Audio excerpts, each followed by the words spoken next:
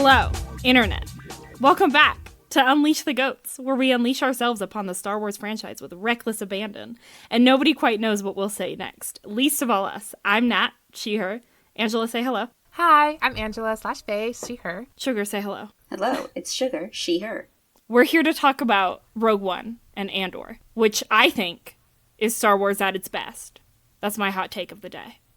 The Star Wars at its peak, for sure. It's so good. Like, the best thing that Disney has ever done with Star Wars is make these films. Mm-hmm. We decided it's supposed to be the holiday season right now for a lot of people, so we want it to be celebratory. So we're talking about things we like this month. We're going to talk about positive things, everyone. A nice change of pace. We're doing a change of pace here and being real happy. Okay, we're going to start with Rogue One. Rogue One, my beloved. Now I'm just going to spend this whole episode being like, damn, this is good shit. Okay, wait, I have a really quick question for both of you, which is totally not going to derail us or anything. When was the first time you both saw Rogue One? Shortly after Carrie Fisher died. It was like the next... It was like 1 or 2 days afterwards.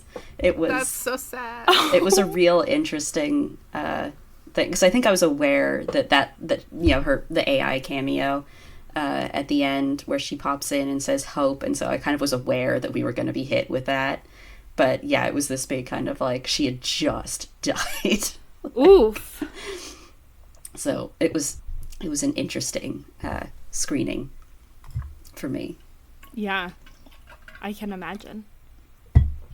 I think I remember going to see it in theaters with my family and like not caring about it because I didn't care about Star Wars. I left and I was like, that was fine. But then when Faye and I went to see it, what did they re-release it in IMAX? What happened? Yeah, they re-released in IMAX as like a promotion for Andor coming out. Yeah. Oh, I remember and that. That worked on me. I was like, yes, I will watch Andor. And I think Andor was the thing that was like, shit, Star Wars is good, actually. I think I ended up seeing it opening night with like my entire family, which was the best way for me to watch it because all of my siblings are giant nerds and it was great. And we all cried and it was fantastic. And then, you know, like 4 days later, Carrie Fisher died and it was really tragic. Opposite ends of the spectrum, you and I. Yeah. Pretty much, yeah. Yeah. I mean, yeah, it was released in December and you know, she died like right then. So it was like a lot of people were going to have either the before Carrie or after Carrie kind of experience of Rogue One. Pretty much, yeah. Oof. Yeah, and I went, like I said, a little later, so I think I was aware that they were all going to die. Just because I'm pretty sure I remember seeing jokes about this was the real Suicide Squad or something. I remember those memes. Yeah. I was like freshly home, and so I had no spoilers. I don't think I'd even seen a trailer when I walked into Rogue One. I just knew nothing. And it was perfect. I feel like I knew the concept of it. It did not surprise me that everyone died. Hello, listeners. Spoilers for Rogue One and Andor. Yeah, I think I knew going into it that, like, this was the story of the people that, like, got the Death Star plans and that none of them made it out.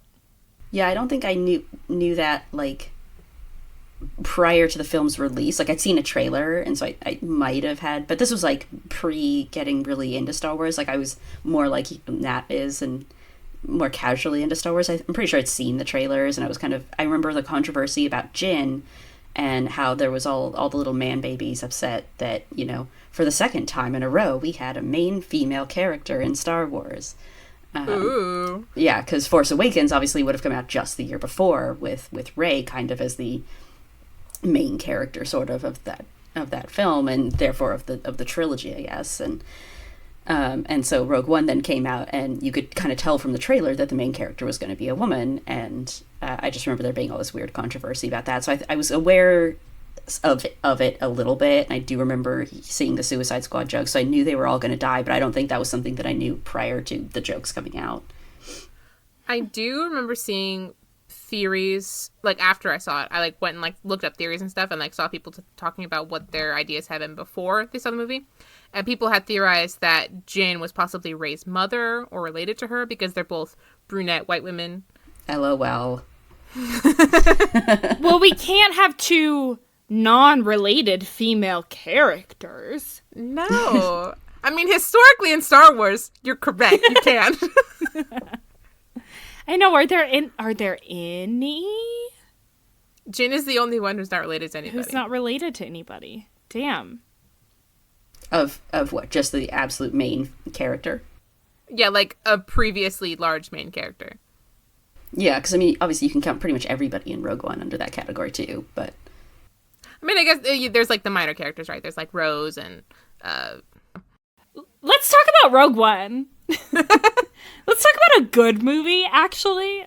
Let's start with themes and messages, because that's the shit that we're about here.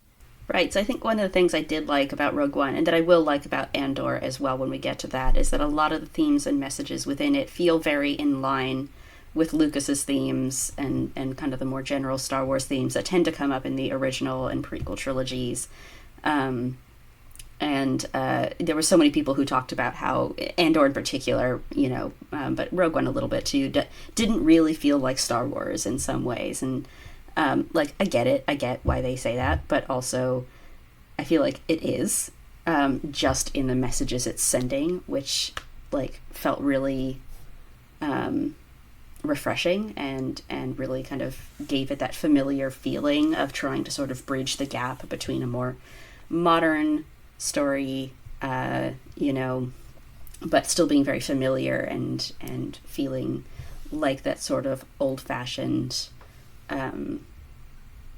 stuff that we used to get from Lucas and from the original trilogy. Stuff like hope and, obviously hitting on the attachments again, because it's never going to go away. I'm going to bring it up every time. It's always in there. But, that there is a modernity to the way they tell the story that I thought was really interesting, especially on my, 6th or 7th rewatch of this movie. That, I feel like the main character of this story is, the rebellion itself and not necessarily Jin. That Jin ends up more of a vessel for this story than the main character itself. It's not really her story in some ways, that it's the story of these people coming together towards one common goal, what it takes to sort of bring down a rebellion, passing the baton. There's a lot of really interesting kind of messages being sent through Jin's story, but that are really more about the rebellion as a character than about Jin herself. I also really like the themes that are involved here of everybody has to work together, even though they all have a lot of differences. We see the rebellion arguing between each other a lot in this movie. There's a lot of conflict going on. And every time we see the Empire, it's just orders, orders, orders. But when it actually matters, it comes down to it, the rebellion is able to pull through and work together, even though they have their differences. And I really like that in terms of, seen through a modern lens, like you were saying, because, those are, very reflective of, current politics and current things that are happening. And I like that. I think Star Wars is at its best when it is taking cues from current politics and not translating them one-to-one, but using them to say something. Yeah, we'll get to that even more with Andor, because it's definitely even more, on the nose there. But it's definitely here, that kind of idea, like you were saying, of bipartisan seems a little on the nose to say, but this idea of people who might not agree on everything and whose ultimate goals might actually be somewhat different, that you've got these people who probably are well, I want freedom for my people specifically, and it looks this way, that their end goal might look different from each other, but it all requires this one thing, which is just eliminating the Empire. And so, they're all choosing to work together and set aside differences in order to achieve that one goal, and that's ultimately what allows them to succeed, even against terrible odds. I think one of the strengths of this movie is that, as opposed to, I'm going to make an assumption about the originals based on seeing them as a small child, and I haven't rewatched them, so correct me if I'm wrong, but prequels and originals are here is this main character. We are talking about this one Skywalker. But you see people in the background doing shit. And I like that Rogue One said, okay, we're going to move the camera and focus on all the little people that had to, like, pave the way for these main characters. Like, Rogue One is very explicit, especially, okay, I've been thinking about it since I rewatched it. The scene at the very end, so much spoiler warning, but the scene at the very end where the Death Star plans have been downloaded, they are on the ship, they're on the chip, and they're just, like, people are being cut down by Vader as they're, like, handing it through half-closed doors to get it to Leia, to get it to R2, who eventually gets it to Luke. Like, that's so fucking powerful to me, and I love it. I'm obsessed with it. I'm just like, we're gonna pay attention to all of these little tiny people because they feel like we're gonna make it explicit that they are equally important as the big heroes that we focused on previously. Yeah, that's why I think it's like, it's a story of the rebellion, and the rebellion is not one hero, right? Like, this isn't the hero's journey, which a lot of people obviously have pointed out that Luke's story, and particularly within A New Hope, but across the original trilogy as a whole as well, is very much a very quintessential basic hero's story, hero's journey.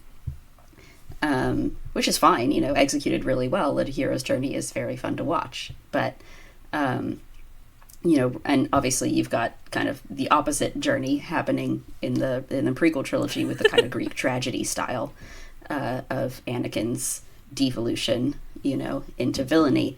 But it's all about, that one person's story, regardless of which direction they end up going, whereas Rogue One kind of has this bigger element of, like, you know, like, yes, you know, like, Luke, you know, is going to end up shooting the shot that takes down the Death Star, but, like, Luke can't do any of that without everybody else pulling together to do their part. And, you know, taking down the Empire requires more than just one person. Yeah, and when you pull it back and, like, look at it through that lens, it also makes Luke's story feel more like he is one of many too, which I think is actually kind of beautiful, because Luke himself, like, as a person, I think doesn't always, this is a little bit like in universe, but, like, Luke himself doesn't seem to think he's all that important, right? Like, at first, like, he has to, like, do all important shit and, like, all that jazz, but, like, he is still just like a person. He's a human being. And I like Rogue One being like, he's important, everybody else here is also important, because they're all part of the same thing, they're all doing the same thing, and Luke is just doing his part. Yes, his part is essential, but so are all of these other parts. Yeah, and I think this is kind of to sort of where you get into this idea of attachments and letting go, right? That, like, you know, it's never about just you, it's never about just one person, it's always sort of about the greater good, and you can't succeed until you let go of this need to be important and sort of accept doing your part, whatever that part might be. You know, that for Jyn, it's sort of having to step up and let go of her own apathy. Cassian has to accept, obviously, needing to kill people sometimes. You know, he's had to do that for several years now. You know, you've got Bodhi, you know, choosing to leave the Empire and defect and get the message to Saw, and all of these different people sort of having to let go of their own status quo in order to achieve a shared goal of, you know, getting the plans to the Death Star, because they all recognize that this is necessary and needed and important. And, you know, everyone who's sort of clinging to it prior to that is, you know, not doing very well. You know, that Cassian obviously is sort of falling apart a little bit, you know, before this. You know, you can see that when he has to kill the informant at the beginning that he's not happy about it, and Jyn is obviously in prison, you know, she's not feeling fulfilled or, you know, got a purpose either. And so you've got all these people sort of having to let go in order to, you know, be important by becoming part of a greater whole, you know, the sum being greater than the parts, or whatever it is. I have lost words. You're doing great. Thanks. You have just reminded me how much I love Rogue One, so I think that was beautiful. Wonderful. We can move on to structure and the ways that I think structure really help get these themes and messages across. Do we want to talk about some tragic catharsis? Because that's kind of a big thing in this. This is a tragedy? What are you talking about? Yeah, I know. Everyone lives. I'm curious, Angela, because you said you watched it like not knowing anything going in. Like Sugar and I are both like, everyone here is gonna die. Yeah. Did that feel like, I'm curious how much that changed your experience of the story, or if it's felt like the same. Like, do you feel like you were missing something rewatching it knowing that they're all gonna die? No, I am glad that I experienced it knowing nothing going in. I'm glad that I had that experience, but even rewatching it, because I did just rewatch it in prep for this, it was still like a beautiful story. Like their story still, their sacrifice still has a lot of meaning, and I loved it when I watched it too. Like when I first watched it and they all died, I was like, this works for me. This is a great ending for their stories. They were all happy to die if it meant that the job got done, and the job did get done. I did feel the need to go and rewatch A New Hope like immediately, but besides that, I think too that, like, you know, part of the reason it is such a good film is because they all die. You know, as sad as it is, like it feels almost necessary to have that, like, you know, you win, but you don't always win the way you think you will. Sort of ending. I don't know. I think that in some ways it would be less of a good movie if they survived.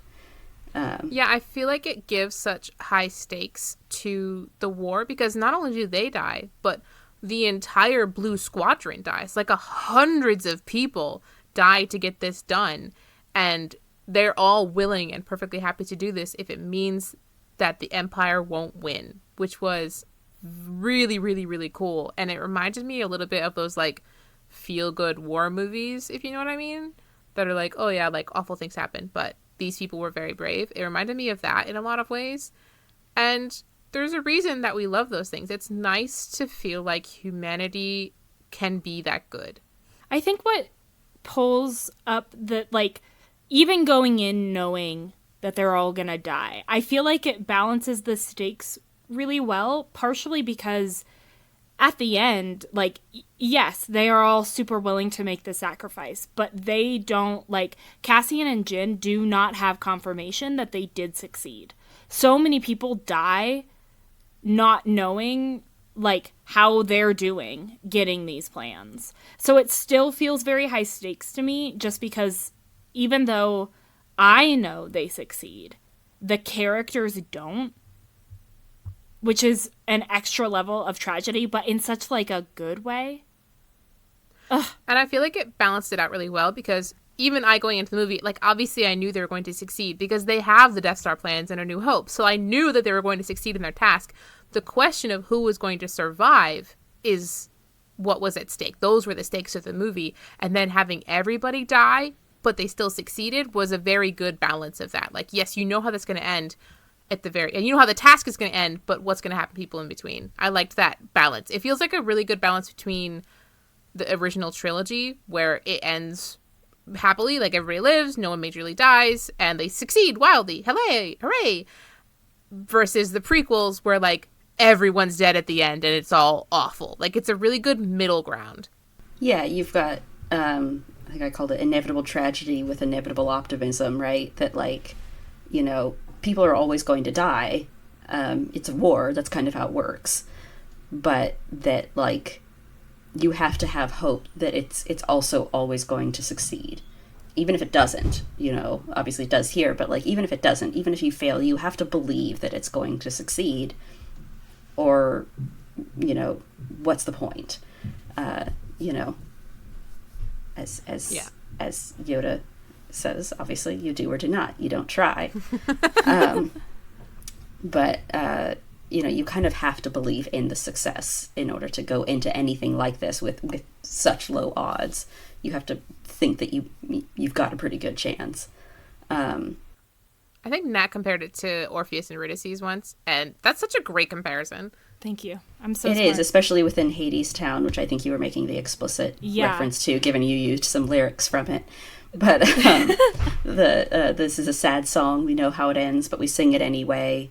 Isn't it hoping that it might turn out this time? Ugh, I just got chills thinking about Hadestown. But yeah, you definitely have that feeling that they're trying to hit you with in Hadestown of like, you know how the story ends. We're not changing the ending, that like he's still going to look back, but that it doesn't mean that their story isn't impactful or that there's no reason to tell the story just because it ends sadly, or tragically, and you could say the same thing about the prequel trilogy, right? That like it also ends very tragically, but, there's a reason we keep going back and telling the story.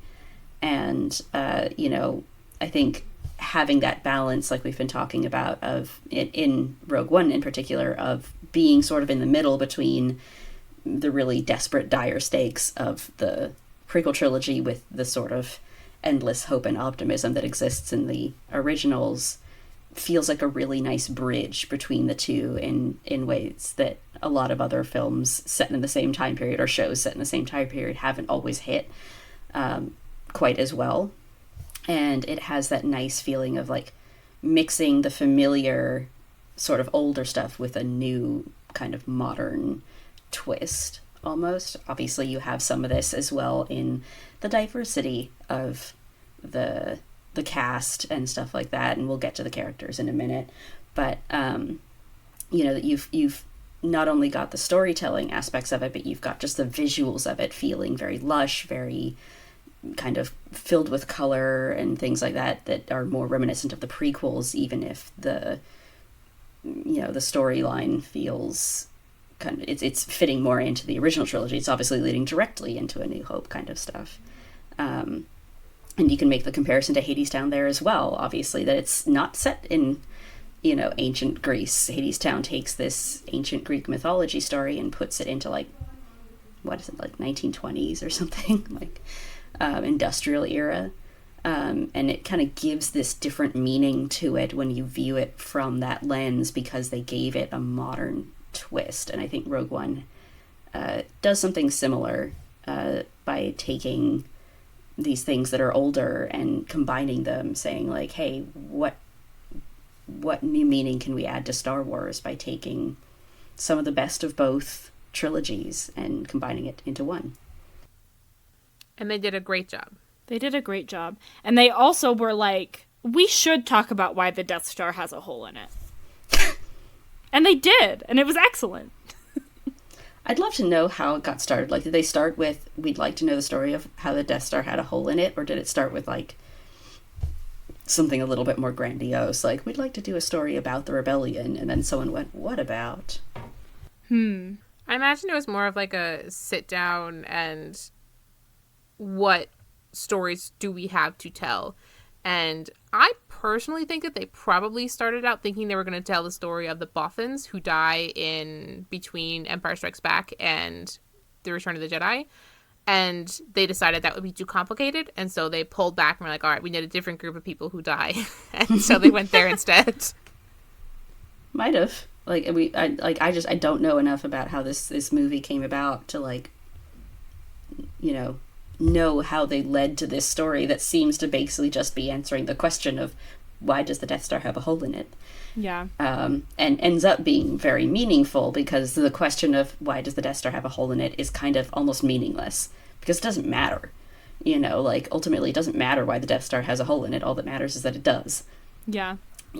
But that they kind of said, like, okay, but this is why it does. It matters because the person who put the hole in it, was fighting in the only way that he could, and that sometimes this is all you can do. All Galen is capable of doing to fight back against the Empire is sticking a hole in the Death Star and hoping against hope, that someone will take advantage of it. He can't even get the message out there about it without turning Bodhi. He has to spend time getting Bodhi to turn around and turn on the Empire and defect, and he has to hope that Bodhi will get it to Saw and hope that Saw will do something about it, or that Saw will also get it to the rebellion. And even in his message he talks about, like, how he hopes that somehow this will reach Jyn, and even though he doesn't even know if she's alive. That's actually something I wanted to touch on because I think it's fascinating that he reaches out to Saw because he has no idea what Saw's been up to. He has absolutely no idea that Saw has been like going actually nuts and super paranoid and not really connected with the main rebellion anymore, because the last time he spoke to Saw was like part of the rebellion and he trusted him enough to trust him with his daughter.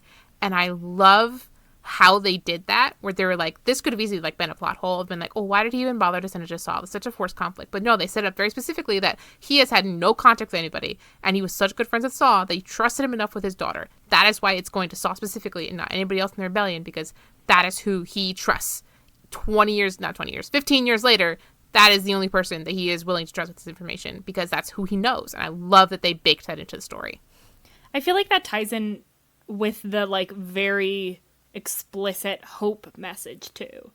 Like it's a little bit trust and it's a lot of hope that this will get where it needs to go regardless. Again, like he has no idea if that will succeed.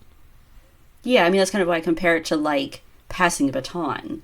Right? That like when you're in a relay race and you pass the baton on to the next person in the race, you desperately have to hope that that person's going to keep up your momentum, you know, and keep it going until they get across the finish line. And Rogue One, and of course even in A New Hope, is just like full of batons getting passed, you know, from Galen to Bodhi to Saw to Jin to the rebellion itself, back to Jin because they say no, you know, back to the rebellion when they show up, you know, specifically onto, you know, Admiral Radis or something, I can't remember what his name is, Raddick, who, you know, passes it on to Leia's ship, and then Leia's people start dying, and they have to literally pass the plans physically through a door, you know, to get it to somebody else who can get it to Leia, and then Leia even then has to pass it to R2, who has to pass it to, like, Obi-Wan, who has to get it to Luke, and it's just, like, constantly, you know, one person after another is having to get these, you know,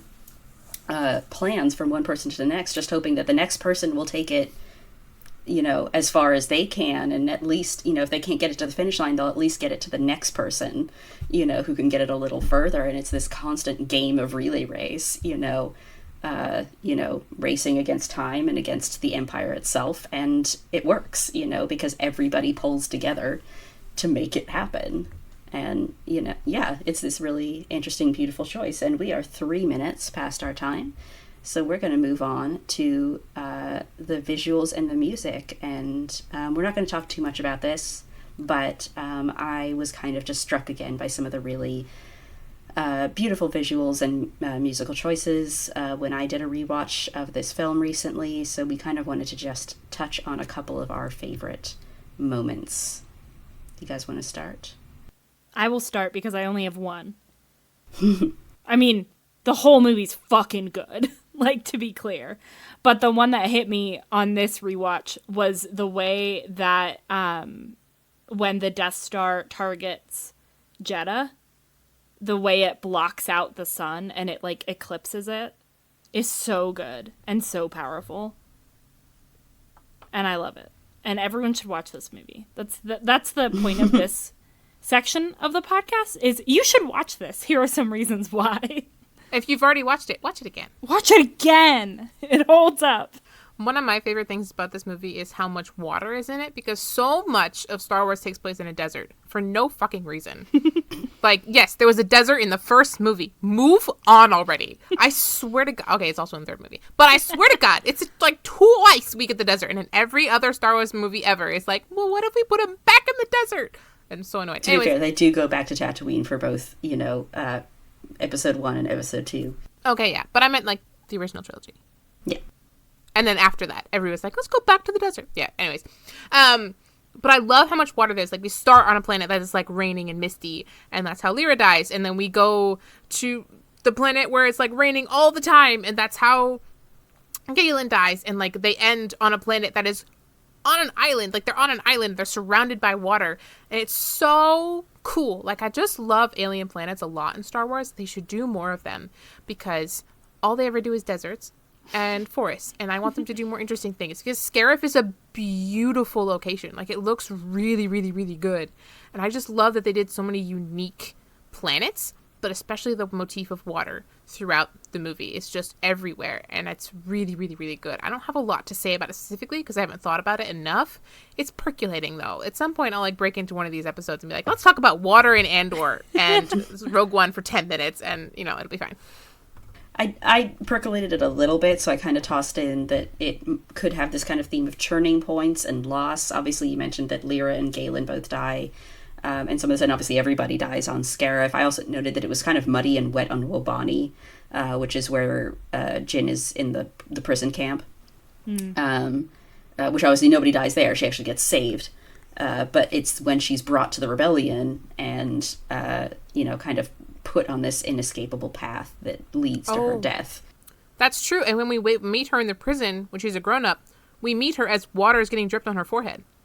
Right. So it's clearly kind of like a wetter planet, even though I don't think it's actively raining on Wobani, but it is clearly muddy. It's wet. So it's this kind of like turning points for Jyn and turning points in her life, some of which is loss and some of which is not. But that kind of was what I don't know how it connects to water or if they just decided that would be a fun motif, but that was kind of what I was able to percolate for this. Obviously, there's some really big obvious ones like the Scarif sunset, the elevator scene at the end where the lights are flickering on and off as they are kind of quite literally walking to their deaths. Like their life is flickering out kind of as they go down. That's so good. The explosion on Jedha reaching up from the planet towards the Death Star, and it doesn't quite hit it, but it's really close. And it's I liked Krennic's tiny ship flying across the rings of Lamu as the very first image that we see is this absolutely teeny tiny ship, and it's like a speck on the screen. It's such a beautiful shot. It's a beautiful shot, and it feels very opposing to A New Hope, which opens with a giant ship, kind of coming into screen. This one is like the tiniest ship possible, on your screen. And some musical choices that I liked specifically are, how they've got this really sad music that's cutting out everything else. You can kind of hear, diegetic noises happening behind it, but it's mostly this really sad, almost funeral kind of music that abruptly cuts out when you get stuck in the hallway with Vader. You get the triumphant sort of like rebellion theme music when the fleet arrives on Scarif, because even though they're all going to die in the process, it's still a community coming together. They've showed up, and them showing up is what allows this mission to succeed at all. And of course, my favorite one was the Force theme coming out when Bail steps out of the shadows during the first meeting with Jyn. I love Bail so much. I love him. We all love Bail Organa, but I was like, like the Force theme obviously was like Luke's theme in some ways. And, Bail represents this shared doom. They're all going to die because of the Death Star. He dies because of it too in a very short period of time. Oh my God, I forgot Bail dies. Oh, I'm so sorry. It's okay. But it's also the Force is a hopeful theme, and Bail represents that hope for the future too, because he's been nurturing Leia, and Leia is the person who gets those plans to Obi-Wan and to Luke, and that's also what allows them all to win. So even though Bail sort of represents this shared doom, that he is foreshadowing, he's also foreshadowing hope for the future, which is where this Force theme comes in, that he is both, that like the Force is not all good. Obviously it is neutral, it is kind of life and death combined, and I loved that Bail got the Force theme. It was very nice. So let's just talk about characters. Well, so I think one of the things that works here and things that don't work in a lot of other Star Wars things that we have also disagreed about is that the characters here have distinct personalities. Shocking, I know, Star Wars characters having distinct personalities. Clear motives, also shocking at Star Wars at this point. A lot of good chemistry between the main ensemble, and particularly between Jyn and Cassian. Love Jyn and Cassian. Love Jyn and Cassian, and we're going to disagree about this too. But one of the things I loved about Jyn and Cassian is that a good romance doesn't actually have to be explicitly romantic or sexual to work, and that there's this ambiguity about the nature of their relationship that I think allows for all these multiple interpretations about Jyn and Cassian in such a unique way that, like, they mean so much to each other. They're so instrumental to each other's growth and development throughout the movie, and like you can obviously view it romantically, and I know that there was supposed to be a kiss in the film, but like it's also got removed, and that had to have been a very deliberate choice. And I think it was very interesting that they chose to like remove any explicit romantic moments or scenes between them, that leaves it in this kind of really beautiful gray area where like it doesn't have to be romantic. They can mean something to each other that, you know, kind of turns them into these like almost soulmates for each other, that, you know, doesn't actually require romance, you know, that it can be a lot of things. And I think that's one of my favorite things about Jin and Cassian, and one of the things that made this movie mean a lot to me and still mean a lot to me. I liked that, especially as a casual fan, I liked that the cameos were kind of on the down low. Like, Vader shows up at the end, Mon Mothma is there, who's apparently, like, mentioned in the originals, but doesn't have an... She shows up, but she's really small. She's the head of the rebellion in the originals. She shows up a couple times to, like, talk about things and be very emotional about problems. But it is a smaller role. She had that bigger, like, role. Isn't she in only Legends? there once? Isn't she only there for the Bothan dying scene? I thought that was the only scene she ever had in the originals. I don't remember. I haven't watched the originals in a while. She has a bigger role in Legends. She's pretty big in Legends. She's a close friend of the Solo family, etc. So she was a fan favorite. So it made sense to bring her back. Yeah, but it didn't... I feel like some of the newer Disney shows lean pretty heavily on the cameos, and they're like, you should be interested in this because we brought in this one character. But this was... Right. Yeah. You should be interested in this episode because of this character, and this next one because of this one. But, like, Rogue One didn't do that. Rogue One said, we are telling the story of these specific people, and we're gonna have, like, Leia at the end. Because this is, like, we're gonna have Leia and Vader to be, like, this is where this story fits in the broader story that Star Wars is telling. But it's not at any point gonna feel like it's overshadowing the story that we're focusing on in this film. And I loved that. Do we want to move on to mentioning a couple of issues? Yes, while we're talking about Leia, she is CGI. She is CGI, which was a little bit unnecessary. She didn't need to be CGI. They could have just recasted her. It would have been fine. But it is... They were having fun. They had a new technology. They played around with it. So Tarkin was also CGI. Like, they could have just recast them both. It would have been fine. Yeah, both of them I think look okay in still. It's like when they start moving that things get a little wonky. I think Leia's role was the perfect length of time for a CGI character. Tarkin, I was like, this is Uncanny Valley. I don't like what's happening here. Tarkin looks like a really high-def video game. Yes. So I remember feeling the opposite when I first saw it, that I actually liked Tarkin better than Leia. That Leia, like, immediately stood out to me as, like, really CGI, and that Tarkin I felt like they had done better with. I mean, I could see it more on this rewatch because I was sort of looking for it, but I feel like Leia stood out to me more. Is it because you were, like, expecting her? No, I think it, like, she's so airbrushed. Like, Tarkin at least has fucking wrinkles. Yeah, you know, no, she like, doesn't Leia's look got like the smoothest real skin possible. Like, yeah. You know, like, I was like, Tarkin, at least I feel like they were kind of working a little hard, probably because he was going to be in it for longer, you know, whereas Leia's in there for about 2 seconds total. I mean, we could talk a little bit about the mess of production that was in this movie, because they changed directors, like, twice, I think. Like, they had a lot of crap going on behind the scenes that we don't actually know a lot about because they've kept it pretty hush-hush overall. And it still came out great, which is a testimony to whoever, like, was on the final team, but whoo, production was crazy. I think there's, like, scenes in the trailer that never show up in the movie. It's like, there's a lot of scenes in the trailer that did not end up in the film. I hate when they do that. I know. I can't go off about trailers right now, but I have a lot of feelings about them. So what I am aware of is that it wasn't that they just changed directors mid-film. They shot the whole thing. They did release this first, like, teaser trailer that had a bunch of scenes that didn't end up in there. And then they went back and did a bunch of reshoots. And when they did which, you know, is a normal thing for films to do. You know, almost every film goes back and does reshoots, but when they went back to do reshoots, they brought in a new director, and a lot of things changed.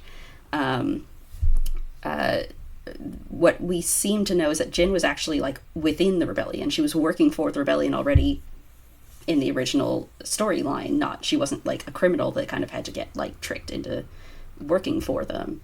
The whole Rings of Confrene sequence at the beginning, where we see Cassian's introduction, apparently got added in reshoots. Melshi, as a character, got added in reshoots.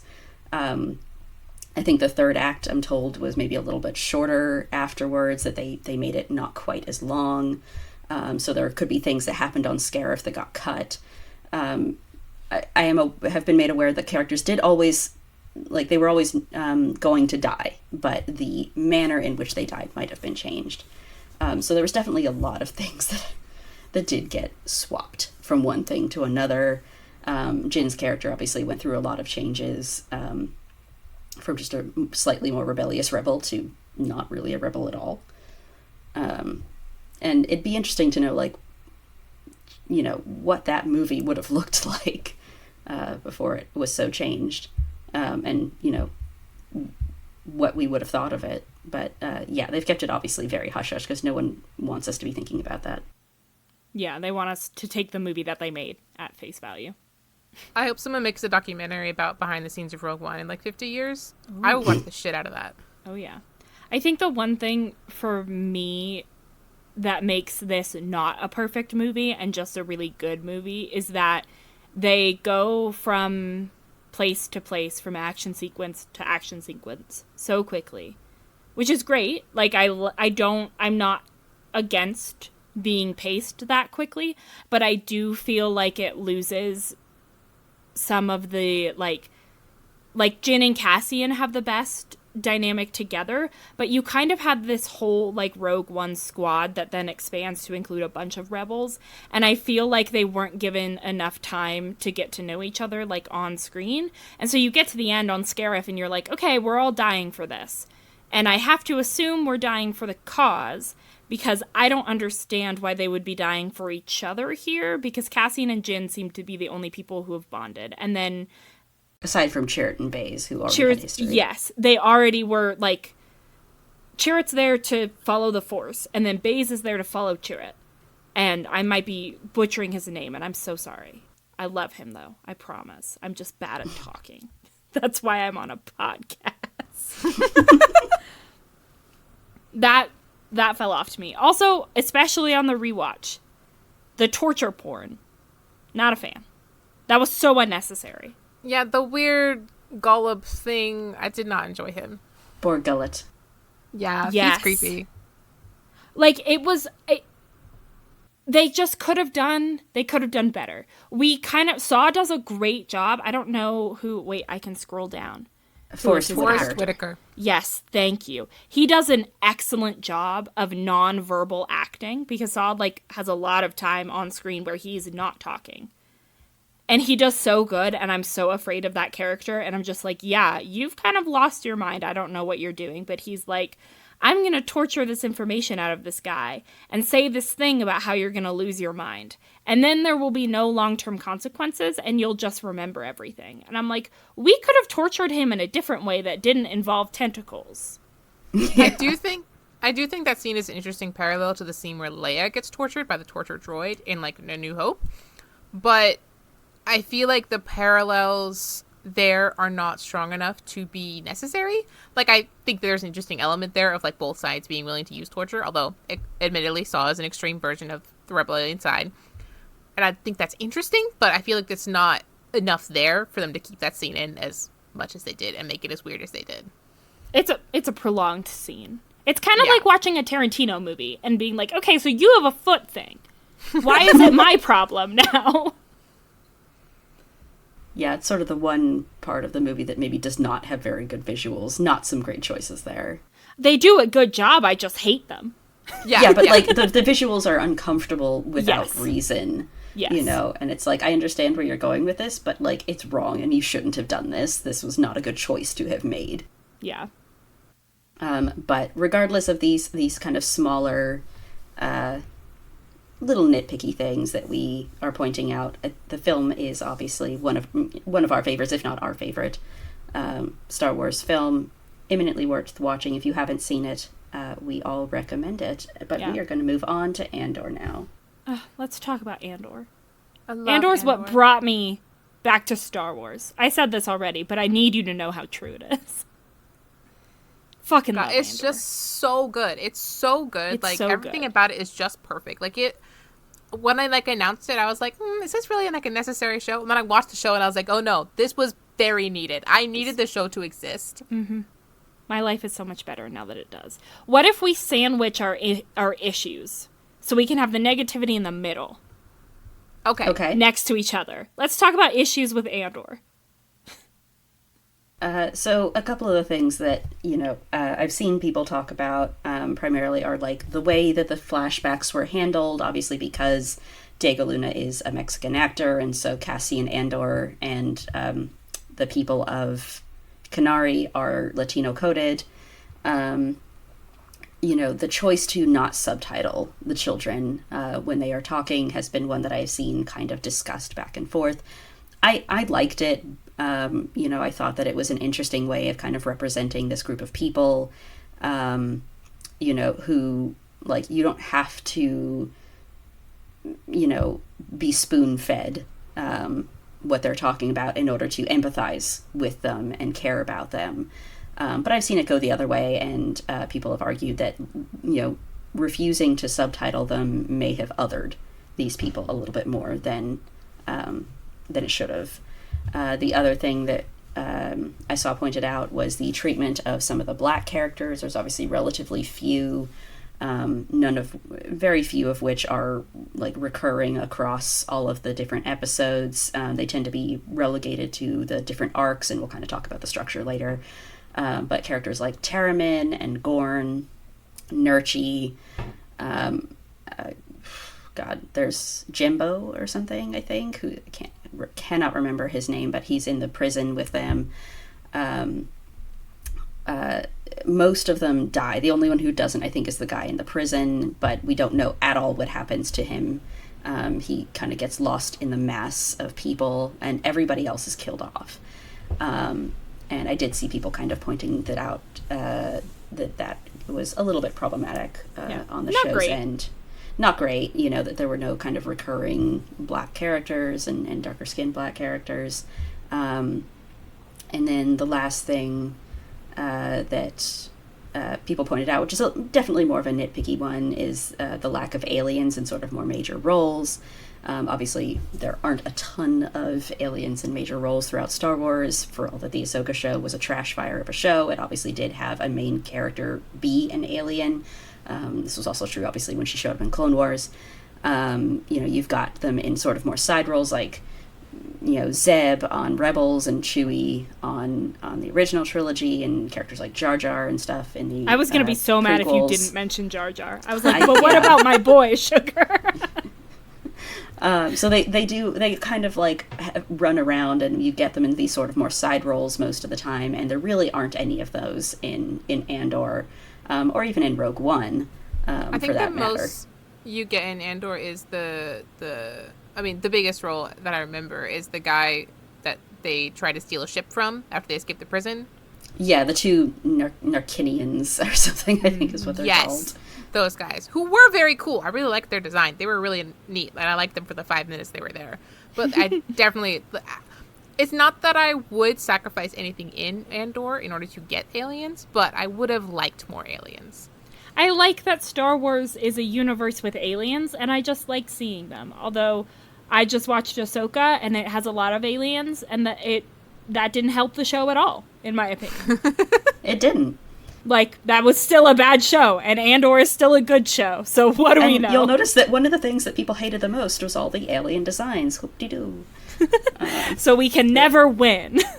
Yeah, so, like, trying to get alien designs onto live action, obviously, especially if they started out in animation, so we have something to compare them to, is always a difficult choice to have to make. But it was something that people noticed. I don't think it bothered me all that much, but it was definitely something that a lot of people noticed, that there was a little bit of a lack in Andor. That was something that I noticed immediately and then forgot about because Andor was so good. And I was like, actually, this isn't a problem. Which means we're going to set those aside because Andor was such a good show that those are small things. And we are going to move on to themes and messages again. And what are some themes and messages that you guys want to talk about? I would love to talk about the theme of sacrifice in this show, because I feel like it's so present in every episode, because everybody is having to make sacrifices if they want to accomplish anything. Like, nobody is getting what they want because of the Empire, and so in order to make any headway into a future that is going to look good for them, they're having to make sacrifices, and it's just everywhere. Like, people are always like, oh, well, no, I can compromise, and they have to learn, like, oh, no, actually, I have to sacrifice. Like, Andy Serkis's character has to sacrifice to get what he maybe could have for a future, get a future he maybe could enjoy. Luthen has to sacrifice so much. Oh, his monologue is so beautiful. Everybody's making sacrifices. Even the evil people are making sacrifices to get what they want. Like, the blonde girl, Dedra has Deborah. to, like, I'm trying to call her Deborah. Deborah has to sacrifice so fitting. her, like, peace of mind, essentially, and, like, possibly getting along. Sorry, she has to sacrifice essentially having a good workplace environment to get the promotion that she wants, and she has to, like, deal with obnoxious twerps, like, what's his name? Chad, I think his name is. It's not his name. I'm calling him that, though. And to get the information that she needs to find what she's looking for so she can, like, get a rebellion and get ahead and climb the ladder. Like, everybody's making sacrifices everywhere, and it's only making sacrifices that they get anywhere. I'd argue that, like, Dedra probably isn't making a lot of sacrifices, and that's kind of the point, is that she isn't sacrificing very much, and that's why she's going to lose. And that's why she does. You know, she actually does lose by the end of the season, even, you know, that, like, she's nearly trampled by a riot, you know, because she's not doing very much. You know, she's kind of always getting what she wants. She's having to lose very little that we see that actually matters to her. You know, everything that she seems to claim matters to her, she gets. You know, she just keeps trampling everybody in her way. And, you know, eventually that's gonna not go well for her, and it doesn't. You know, that she's not willing to make very many sacrifices, and that's kind of the whole point of the Empire, is that the Empire isn't sacrificing anything, they're just taking. And yeah, that's ultimately... I think that's also, like, just kind of a sign that, like, she is in a position of power. Like, yeah. there are not a lot of sacrifices that she has to make. She has to deal with a lot of, like, discomfort, probably. Yeah, I mean, she's obviously, like, you know, working to get, and she doesn't always get things immediately. She's never seems to be super happy, but I don't know that I'd argue she's sacrificing very much, just because there's nothing that we're told she cares about or wants that she doesn't get. I also would maybe argue, you could make the argument that, Sugar, I think you maybe have rewatched this most recently. What is the slime ball dude's name? Oh, Cyril Karn. Cyril, yes. You I like could Chad maybe better. argue, yes, Chad, aka Chad. You could maybe argue that he is, like, making sacrifices, but again, they're working for the Empire. They are not really making decisions for themselves. They are following orders. And so things are being taken from Cyril, but he's not, there's no point where he's like, I'm going to quit my job so I can go after Cassian because I think he's a threat. He gets fired. He gets fired explicitly because he doesn't follow orders, though. Right. Like, he's Right, but I explicitly mean, like, told to he's let not- it go, and he's like, fuck it, I want the promotion, I want the glory. You know, he's convinced himself that that's not what it is. He tells himself and everybody else that it's about, you know, getting rid of a murderer, because he genuinely cares about those two guys who got murdered. And, you know, it's clearly not that. It's clearly all about himself, you know, and he fails, obviously. But, he really doesn't make a ton of sacrifices either. He kind of is just going with the flow towards the middle, when his mother's pushing him into an office job, basically. Badass. I hate her. But She's a terrible person, but she's very funny, though. In a lesser show, Cyril would have been, like, a character who, like, had a point and, like, really did care about these people and was one of the good ones. I'm really glad they didn't do that. no, they said the Empire is bad and fuck the Empire. Mm-hmm. Like, that's the theme of the show. It's fuck the Empire. It's great. I'm going to talk about attachments again, because Hell I'm yeah, never gonna let's let go. it go. Ironically, I'm never going to let it go, I guess. But, but yeah, I think, like I mentioned with Rogue One, this was something that I feel like made Andor feel almost more like a Star Wars show than just about anything else that has come out since Disney took over. It's one of the very few that pulls exactly zero punches on this particular theme, that like everybody, it really goes hard on the theme that everybody has the capacity for both goodness and badness within you. But that what matters is the choices that you make in the moment. And there's obviously a lot of parallels there to Anakin, to Lucas's themes about how the Force works. But that often when you do act selfishly, it goes badly. We see this most obviously in like Tim, which I'm sure everybody's going to remember Tim. That really major character who lasts 3 episodes and then dies. But in case you don't remember Tim, he was Bix's boyfriend who gets really jealous, and he turns Cassian into the authorities when he figures out that Cassian is the criminal that they're looking for, basically just because he's jealous. And he convinces himself that he's doing it to protect Bix, but it's clearly that he's just jealous, and it ends up calling down the security on the entire town, and Bix gets captured and beaten up, and when he tries to go protect her, he gets shot and he dies. Like, this goes so badly for Tim, and if he'd just been a little less selfish, it wouldn't have happened. Cassian would have just wandered off, he would have left with Luthen, and Tim would still be alive. Bix would not hate him, and they might still be in a relationship. Like, it just goes so badly for Tim. And I think that, like, for all that he's a very minor character, I feel like Tim really kind of encapsulates the message that this show is sending, that, like, if you're just making choices for yourself, it's never going to go well for you. You're always going to lose eventually. It might not be immediately, but you're unlikely to actually get anything that you genuinely wanted out of making this choice. And that's obviously something that's super relevant to the original trilogy and to the prequel trilogy. But that obviously you can go the other direction, that Cassian is, chasing this dream of just wanting to, like, have a life for himself, this little bubble, where he doesn't have to think about the Empire. He just wants a normal life, and it just isn't going to happen. And it's only once he kind of reaches the end of that journey and starts learning how to work as a team, and, letting go of his own desires and his own, desire for not importance, but kind of prioritizing his own dreams above everybody else, that he starts being able to actually succeed. That's when he sort of gives himself over to the rebellion. And it's sad because he has to let go of this dream of a normal life, but it's also necessary, and it is kind of our first step towards Rogue One, and all of the things that happen in Rogue One, and ultimately the original trilogy, and the happy ending that happens because of it. It's a great show. It's a great show. Do either of you have things about themes and messages that you want to wrap up on? Because I would love to talk about structure. Structure, let's go. Let's okay. go. I don't know if you both remember this, but the first episode of Andor that I watched was with the two of you. And it was the most recent one, I think.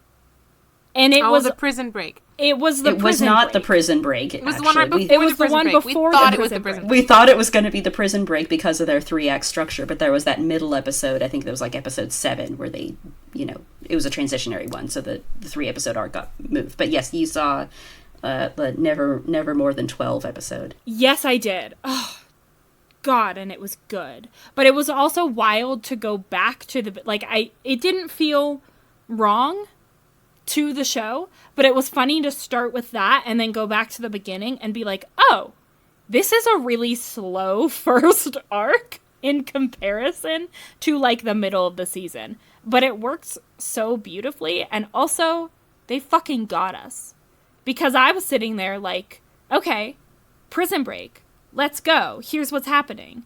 3-episode arcs. This is the 3rd. We're wrapping up the arc. And they were like, nope. We're not. Bitch. Come back. And I'm like, damn. And it was so worth it, honestly. They did such a good job. And probably that's why that's my favorite arc in the show. Because it's where I started, and I was just immediately like, I'm in. I'm ready. Here are the stakes. And I'm here Narkina 5 does a really good job, I think, at sort of like, in some ways being sort of like the highest action in a lot of ways, that it is a prison break. It's this, massive thing that they're trying to do that Cassian is most involved in. He kind of comes in late on Aldhani. He's mostly just trying to escape in the first Ferrix arc, and then, he's like in the background of the second Ferrix arc. So it's like Narkina 5 is the one he's sort of like most involved in the big action set piece, and it is in a lot of ways like the culmination of his growth and his arc. So it's definitely a really, really good one. Real quickly, though, I wanted to hit on what you mentioned about the first arc being slow. That it definitely is. I remember kind of feeling that when I first saw it as well, that like those first couple of episodes, you're kind of just kept waiting for something to happen, and it never quite gets there until you get to the very, very end, and they do their big sort of like switcheroo on the security guards and run off. But that, like, when you kind of watch it through again afterwards, there's so much foundational work going into that like the rest of the show wouldn't work without it. If they had cut any of it or skipped over any of it, all the setup about this community that Cassian is in, both communities, since that's where the flashbacks are. You get the original community on Kenari, as well as his new community on Ferrix, his relationships with Bix and Marva, and all the complexities that happen in that. A lot of the themes and stuff are set up within that first arc, and like all the payoff that happens in arcs like Narkina and the second Ferrix arc, you don't get that without the first one. So there's a lot of bricklaying happening, and it's like, sometimes when you're watching construction go up around your neighborhood, like it just looks like a really ugly construction site, probably for years. But that all of a sudden at the end there, it's a building. And it looks like a perfectly good, normal building. Might even be really beautiful, depending on the building. And, but like, you wouldn't have it without all of the, time spent on making that foundation what it is. And I think I appreciate it more on a rewatch than I probably did watching it from the beginning. Yeah, I think that it is kind of a testament to the fact that these episodes, they feel slow, but they do not feel like filler episodes. They don't feel like they're wasting any time. Like, it's not action heavy, but you're building characters and you're building like up to plots. And I think that it's really, really clear watching, like, even just the first season, because that's obviously all that's out right now. Like, they very clearly have a story that they are intentionally trying to tell, instead of just, we want to make this show, let's see where it goes. It's like, no, we have these arcs that we have planned, and we know what the end is going to be, and so we're being very intentional in all of the decisions, like, setting up for that eventual payoff. And it's beautiful. It's like driving up a mountain. Like, it is a little bit slower, but it's a really pretty view. And then when you get to the other side of the mountain, you go down that hill really quickly, like much faster. And that's kind of like what Andor feels like to me. Like, it is a little bit of a slow build up, but it does build. When you get to the top and you go back down, it's very fast. Mm-hmm.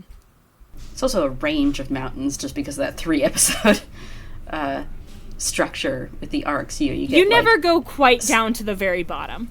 you get a couple of peaks, and that really works for me in some ways, where I'm not waiting 12 episodes to get payoff, that I'm like, oh yeah, I can get, the escape from Ferrix, in the 3rd episode, and then I get the eye section, at the end, 3 episodes later, and then I get the prison break a couple episodes later, and my little ADHD ass kind of really likes that I'm not having to constantly wait, and that there was this kind of more obvious structure to it, and I appreciated that. Yeah. Do we want to talk about Cassian as a character and what they did for him? Did you know that Diego Luna is such a good actor? You know, Diego Luna is incredibly hot. He's also really hot, but also an incredible actor. Like, total package. Damn. I hope he's not problematic. If he's problematic, I take it back. But if he's unproblematic, like I think, then I love him and he can do no wrong. My favorite interview with him is the one where he said that he really wanted to touch Jabba the Hutt because he thought that his skin texture looked really cool and he wanted to feel it. And that made me just love him forever. I love that. It was so weird. I adore him. Ironically, he has regretted that interview ever since. Yeah, I don't blame him. It was a very interesting interview that gets referenced a lot. Yeah, he gets asked about it, and he gets sent Jabba stuff all the time, and he's just like, done with it now. I've made a mistake. I didn't know I would be this famous. I feel like it, again, like Rogue One, it's a very different kind of, like, main character in that you're, like, a lot of watching Cassian is watching him look at everything around him.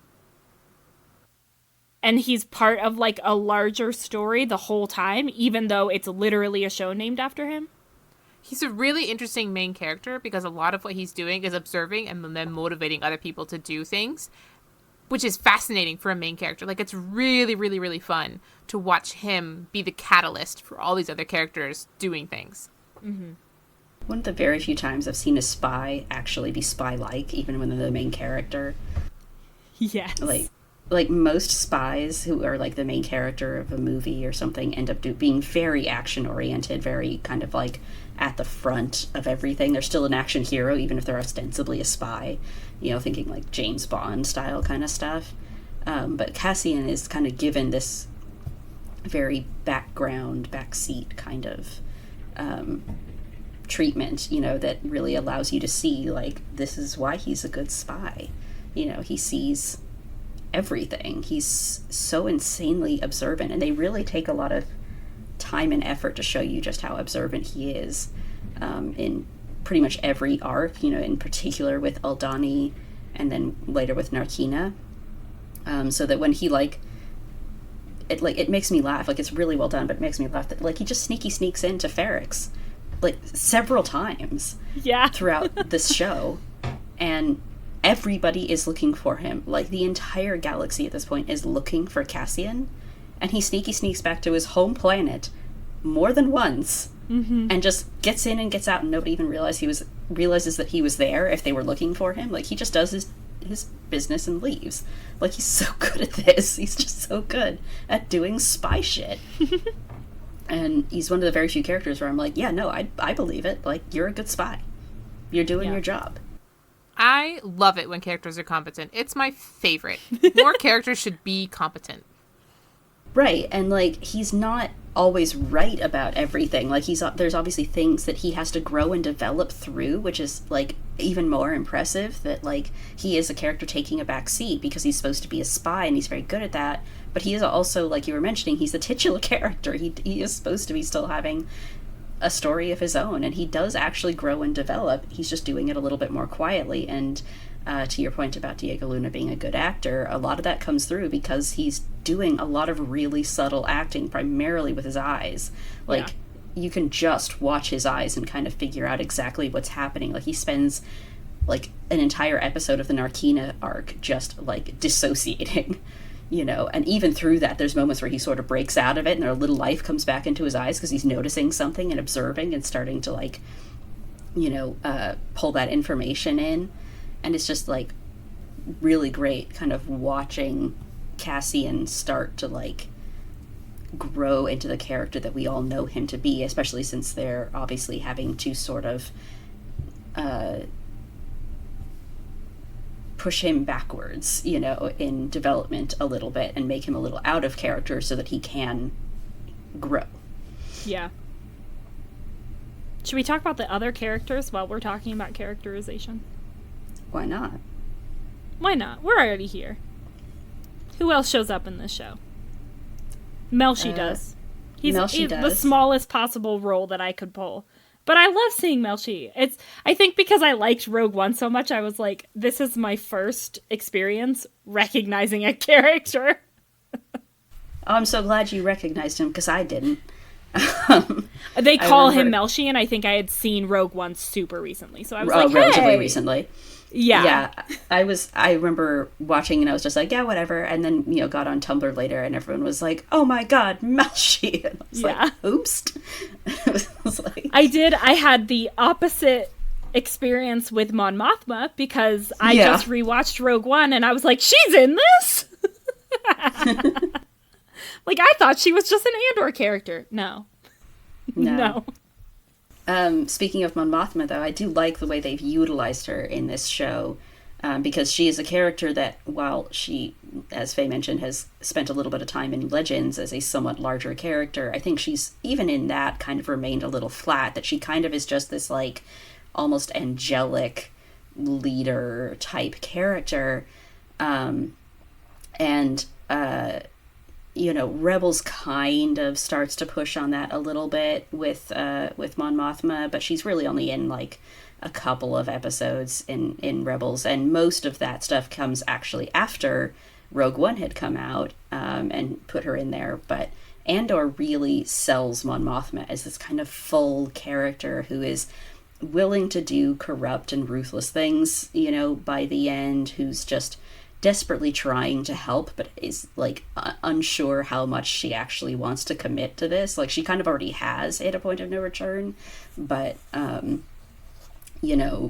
she's stuck in limbo between wanting to go so far that she has to leave because it's become obvious that she's a rebel and they're going to try and execute her, and keeping the life she's got, because she's got a family. She has a husband and a child who are going to potentially be hurt if her actions are found out. And I mean, she also is a senator who represents an entire planet, if not a whole system, who could also be targeted if her treachery is found out, and she's having to keep all of that in mind.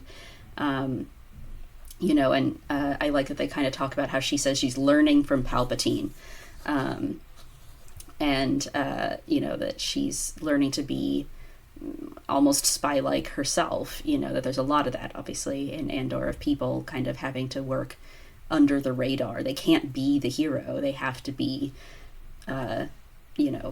the overlooked person, because, they're the ones getting the information for them. And I just thought that was really interesting, that you've got Mon Mothma, who's always, been depicted as this very angelic character, but who in this show almost ends up as, like, the counterpoint to a character like Bail Organa, who's always been, the father of the rebellion. He's always perfect. He gets the Force theme. Bail is always on the side of right. He's just kind of very kindly and compassionately building up, this rebellion, and and raising Leia to be a good person and all of that. But then Mon Mothma now gets to sit on this opposite end of, like, yeah, but we don't all get to do that. Like, some of us have to, sell our daughters in order she to... super does that.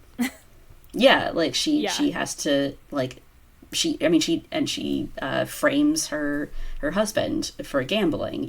She has to kind of destroy her relationship. Not that it was that good to begin with, but she kind of destroys her relationship with her husband. Let people believe all sorts of terrible things about her in order to do the things she wants to do. And I thought that was a really interesting choice. And then conversely, with Saw Gerrera, my beloved, who we mentioned earlier, one of the things I love about Saw Gerrera is that he's actually a lot more complex of a character than Rogue One tends to give him. We talked about in Rogue One how he came off very scary. Mm-hmm. But that, Rogue One is actually not where he originates. He was actually already established. He was a character who got introduced in the Clone Wars as a rebel on a separatist planet who, is a little bit reckless and a little bit ambitious, but who ultimately, is just trying to help his people. And, they took that character and turned him into the Saw Gerrera that we know from Rogue One. And he's kind of lived in that realm of, like, always, a little bit frightening, a little bit scary kind of ever since. And Rogue One, Andor does this very interesting thing of saying, actually, he's kind of not the most radical rebel or the most ruthless, because they tossed in Luthen. And, like, Luthen is manipulating the shit out of Saw Gerrera. Mm-hmm. And kind of pushing him towards that paranoia and pushing him towards that ruthlessness that he kind of is more known for from Rogue One. And I just really loved that they sort of allowed Saw Gerrera to be a little bit softer of a character, and that there's just some really interesting stuff that happens between Saw and Luthen that I really appreciated got done. And I could talk about that for probably a million years, but we're going to move on to the new characters. I liked how everybody who got brought in, especially the ones who got to recur a little bit more often, added a lot of nuance and complexity to the story, to Cassian as a character, the world of Star Wars itself. Obviously we have sort of our first mainstream, more legitimate queer couple in Vel and Cinta. Hell yeah, we did. Yeah, I'm not going to count the Rise of Skywalker women. I know that they did get names and stuff later on in like a book or something, but Vel and Cinta are sort of like the first time we really genuinely got a mainstream queer couple. They haven't gotten to kiss yet, but it's very explicit that they are in a romantic relationship, and I appreciate that that is something that got added to mainstream Star Wars. I like how gray everybody is. I like, that kind of morality that we see in everybody, where none of them are perfect people, really. There's levels to all of them. They're all having to take risks and make sacrifices, no matter what, regardless of, which side they're on. They are taking, even if they're not making sacrifices, they are taking risks. And, that there's ways to sympathize even with the bad characters who are on the side of the Empire, and, characters on the other side who are doing things that are not so nice. And I think that that's something that was really interesting that they brought to the new characters. And obviously having so many new characters, and this was true about Rogue One as well, sort of lends a freshness to the story that, is like a prequel of a story that's 50 years old at this point. Yeah. I really enjoyed the Aldani arc. Like, the whole thing was really pretty, and I liked how complicated everybody was there. Like, we only get Cassian's perspective in the couple that he said there, but I like how they made it feel like all these people have a history with each other, and they have very deep relationships and very deep conflicts going on, and they managed to do that with very little time, honestly. Like, overall, they just did a really good job with that whole arc. It was really well done. Yeah, I think they took more time with the Aldani characters than they did with the prison characters on Narkina 5. Like, you kind of barely get to know most of the group that shows up there outside of, like, Kino himself. Although Kino is great, and I think they spent a lot of time focusing on him just because they had Andy Serkis. And, like, if you have Andy Serkis, of course you're going to focus on Andy Serkis. Right. I love that Andy Serkis showed back up. He shows back up in Star Wars, and they're like, you've already been here, but we don't care. You're a different person now. I know, and poor Andy Serkis was like, I know the fans are going to sit there and, like, try and connect both characters. I know that's what they're going to do. And it's like, it nearly made him not do the show. Ugh, I'm so glad he did anyway. It was a gift for me specifically. Yeah, and then he decided to anyway because he liked the character enough and all that. And he was right, and that's exactly what the fandom did. There was, like, a million fan theories about how Kino Loy became Snoke. Like, ridiculous. No. I think one of the things that I really like about Andor, and it shows up in Rogue One too, like we're obviously taking Cassian and we're backtracking a little bit for the character that we established in Rogue One, because in Rogue One we meet him and he immediately kills someone who is on his side because he's, like, forced to in that scenario. That's regardless. He kills someone on his side, and then we have all of these characters, like, who are part of the rebellion in Andor who get their hands dirty. And I think that's really cool, especially with Mon Mothma, because she's literally depicted wearing white, like, all the time. Like, that's her thing. Angelic is gold. Yes, Angelic is a very apt description of her. And so it's cool to be like, not only are we talking about all of the people who play smaller parts in this rebellion, we're also talking about how it is far more complex than you can, like, than we've talked about previously. I don't know. I will rewatch the originals and maybe I'll take it back. But it's kind of like the difference between a hero's journey and, yes, this is the good guy, versus let's talk about the minutia of trying to get shit done.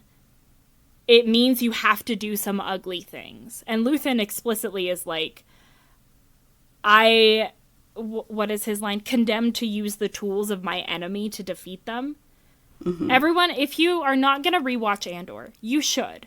But if you're not going to rewatch the whole thing, you should rewatch his monologue. Because it's so good. And I think it summarizes a lot of the themes about the, like, rebels that they are, like, focusing on in the show. Yeah, I think that's one of the things that both Rogue One and Andor are trying to kind of hit on is, like, the dirty work that it takes. You know, what does it take to take down an empire?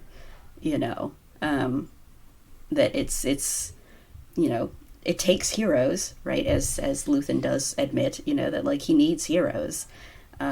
Like Lonnie, although Lonnie is arguably not that big of a hero, but, you know, like Luke, like Leia, like Han, but that Luke and Leia and Han would have gotten nowhere without, you know, the Cassian Andors. Yeah. And I think that that's something that they are choosing to look at. That's something that Andor in particular, but that Rogue One as well also adds to the world building of Star Wars, is this, like, this gray morality that they are allowed to live in. And that's one of the reasons that I really appreciated that this show actually did not have any Jedi in it, and that I desperately hope it remains devoid of Jedi, for all that I am an incredibly pro-Jedi person who absolutely loves the Jedi and wants them in more stuff. This is not the show for the Jedi. And, like, I think if there was a Jedi in this show, it would almost break a lot of the messages that it's trying to send in some ways. And I know there's a lot of theories out there that Luthen's going to be a former Jedi and stuff, and I kind of really hope that that's not true, and I don't think that it's going to be, but like, I think this show's smarter than that. But yeah, I think a Jedi would just break the power scale completely, because we're dealing with such lower level stuff, and Jedi tend to deal on such epic scales that I think it would just take me out of the story completely if they tried to introduce a Jedi to this. Yeah, there's a lot of reasons I think that they shouldn't put a Jedi in this, and that I think it works better without them. That's one of the very few things in Star Wars I think works better with fewer Jedi.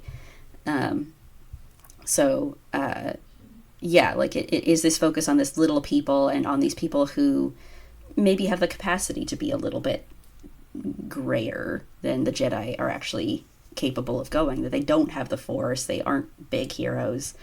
They do have to kill sometimes in order to survive, or for a greater, you know, for a greater good, which, to be fair, the Jedi do kill for a greater good as well, you know, when necessary. But that, like, not everybody gets the choice about whether to be a hero or a villain. Some of them have to just kind of live in an in-between and hope that ultimately, you know, the cause that they are working towards is worth the sacrifice. And I think that that's an interesting thing to add to Star Wars, and one of the things that Andor and Rogue One, I think, did the best with. As we start to move towards wrapping up, even though we could continue to talk about this for probably 5 hours, do we want to talk about, like, visuals and music in Andor? My thoughts are just, it was great, and they did a great job. So I don't have a ton to get into. My favorite visual is probably the end of the Aldhani arc with the light show, and also the post-credit scene with the Death Star robots. Those two visuals, I feel like, were the most striking and memorable for me. They're just really, really hit home, like, what this whole thing was about, like, why this place was so sacred, and then, like, here's a giant and emotional gut punch for you to finish off the show. Okay, on that note, when he was in the prison, did you both know that they were building Death Star parts? Because that was not a surprise to me. But it was a surprise to one of my best friends, and I was like, what else could they have been building? I mean, they could have been building a million things, but I think it was a massive theory among the fandom that they were going to be building parts for the Death Star, and I think it makes sense narratively that that's what they were doing. But yeah, it was like a logical guess, but to have it confirmed and, like, see it visually was still really good. It still hit me really hard, but it wasn't like, oh my god, I didn't expect this. I didn't expect them to show it. I thought it would just be like a theory. I didn't expect them to just tell us straight out, hey, they were making parts, and here's the parts they made going into the thing that's going to kill them. Yeah. Mm-hmm. Again, living in, like, the gray area. Yeah. Just like, yeah, you're a good guy, and also you kind of played a part in this. That was a really good line. I'm going to rewatch Which, to be this show fair, now. is, like, you know, he didn't exactly get a choice in No. helping make the Death Star. But No, not at all. But just, like, the roles that you play are nuanced. And Right, when you yeah. live in, like, I don't know. I don't have coherent thoughts on it. No, I get what you're saying. Just to pull it back to visuals so that we can keep wrapping this up, though, Yeah. I think one of the things I liked about the visuals was actually all the stuff that wasn't like CGI heavy. I think that, it's one of the very few shows that feels like it really wanted to be grounded. It's got like some real sets. They actually were on like real location shooting and like the Scottish Highlands and stuff for Aldani. They refused to use what's colloquially called the volume, which, if people don't know what the volume is, it was a piece of technology introduced for The Mandalorian, where they basically create this set out of LED screens and a teeny tiny bit of like actual set in front of it, which, works sometimes. There are things it works really well for, and things that it does not so much work well for, and it ends up feeling a little bit like a void. But it means that they don't, it has replaced green screen, basically, for Disney Star Wars. And Andor said we weren't going to do that. They weren't going to use it. They wanted it to feel really real, really dirty, really grounded. And I think you can really feel that on the show, that they all kind of approached the visuals to the show in that way. And that's why those CGI sequences that Faye mentioned really stand out, because it's, instead of just being like part of a CGI like fest where everything is CGI'd anyway and nothing feels particularly grand or special, sequences like the eye, the little post-credit scene with the Death Star, and also Luthen's little space battle towards the end of the series, all feel really big and special and exciting, specifically because the show is not CGI heavy. And I think that also just goes to that theme that we were talking about of like the little people too, that like this isn't something where everybody's running around with lightsabers and magic powers that they have to contend with. They're all little people doing kind of normal stuff. They're shooting a gun, they're running, they're climbing. And only occasionally do they kind of have to do something a bit grander. And that was something that I really appreciated about the visual choices on this show, that I think made it feel very unique within Star Wars. I don't have a lot to say about the music, but I just to kind of hit on the same theme of groundedness, they did put in apparently real musicians for the funeral march band at the end of the show, and so you have that like feeling of like these are real people playing real music. They're not auto-tuned or anything. And I mean, you can tell obviously that they're all playing instruments that just have little things kind of added onto them. I think that's one of my favorite things that this show does. Yeah. Because it feels like low budget sci-fi, which is one of my favorite things. Of just like, hey, this is like a saxophone, but we put extra pieces on it and now it's a space saxophone. I'm like, right? Yeah. I eat that shit up. And like it has to be, because they wanted these musicians to be able to play them, so they have to be instruments that the musicians can play, so they have to be regular looking instruments, but they can't be regular looking instruments because it's a galaxy far away, so they just tossed a couple of thingies on it to make it not a regular sax or a flute or something. Like it's so funny, and it sounds really good, but it's really funny to see. But I think it does again lend that kind of feeling of groundedness and realism that Star Wars very seldom has, which is fine. It's a space opera. It doesn't need to be real all the time, but I think it was something that felt really unique and interesting about Andor. It reminds me, Angela, what is it that Luke is wearing that they just bleached? Oh, the Levi jeans? Levi's? Yeah. Oh, yeah. Like, it just felt like the same to me, of just like, yeah, this is Star Wars. This is what we do. We work with what we have. And that makes me really happy. I love seeing the, like, creative juices flowing of people who make those decisions. It just makes me happy. Never forget that Luke wore a bucket hat. I will now never forget that. Now that I know this, I will remember it forever. Everyone should go watch Andor. Everyone should go watch Andor. It's a delightful Sorry show. we spoiled it for you. But not really. We didn't talk about a ton of plot. That's true. We didn't talk about like a lot of Ferrix. We could talk about this for another like 2 hours, honestly. We could. I can't do that tonight, but we could hypothetically do that. I also can't do that because I'm very hungry and I have not had dinner yet. So let's wrap up. Well, to wrap up with a goat fact for y'all. Goats are herd animals and will become depressed if kept without any goat companions. So it is unhealthy for a goat if a family owns just one as a pet. You have to have two. You have to have two. They need friends. Just like everybody in this 2 shows media, everybody needs friends. To pull Just like the together. rebellion, you need multiple. Yes, exactly. Multiple goats. Beautiful.